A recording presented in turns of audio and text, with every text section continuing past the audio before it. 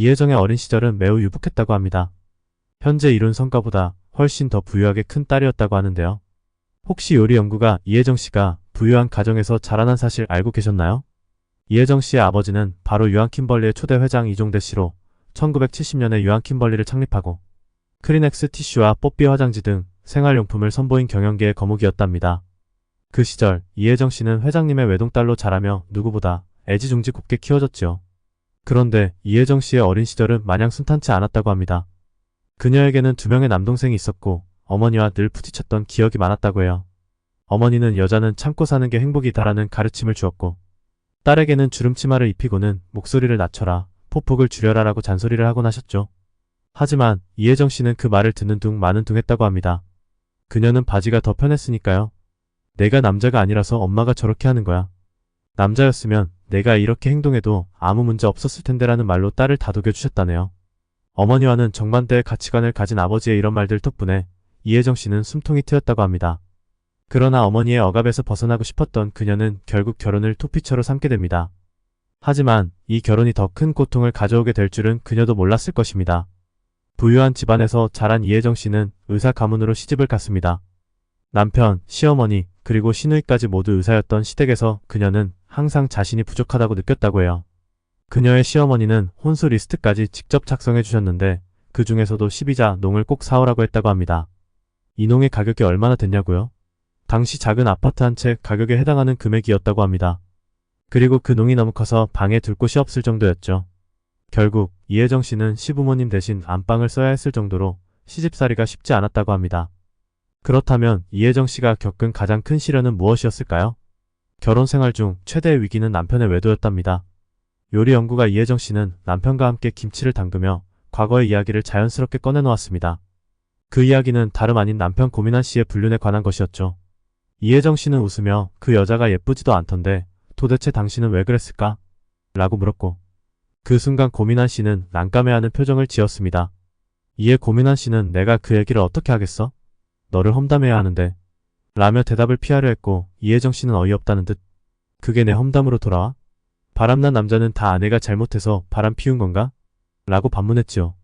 그러자 고민한 씨는 언짢은 표정으로 반성을 해야지 반성이라고 중얼거렸습니다.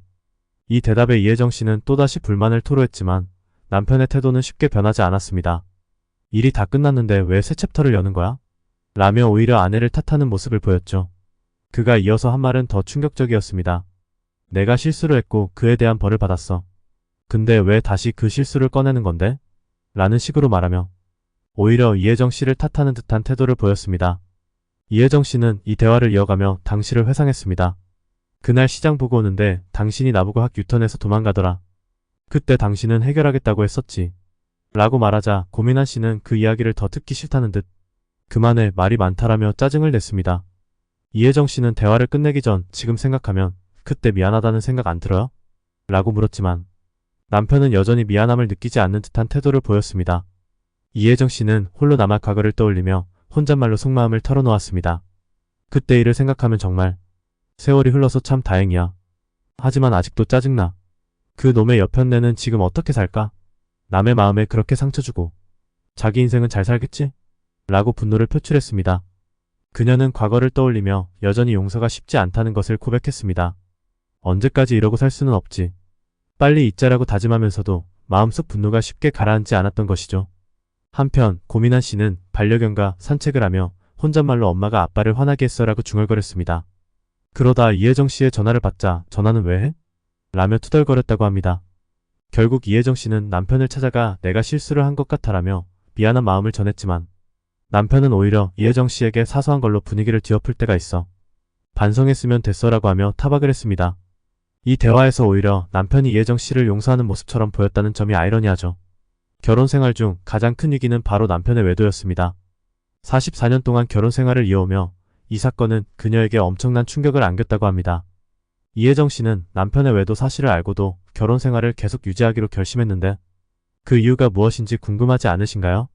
이혜정 씨는 KBS 예능 프로그램 수미산장에 출연해 남편 고민한 씨의 외도 사실을 알게 된 순간을 이야기했는데요.